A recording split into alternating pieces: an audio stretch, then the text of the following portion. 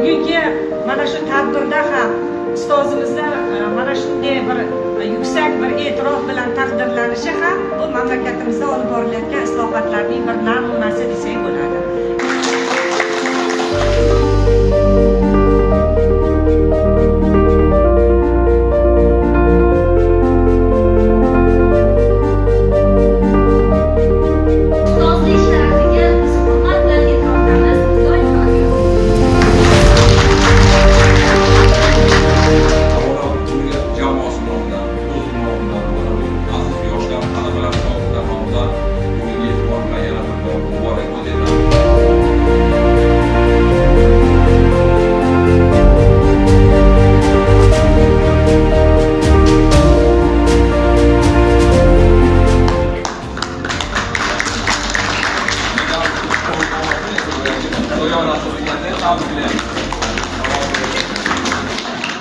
O'qituvchining havasi bo'lgan bo'lsa.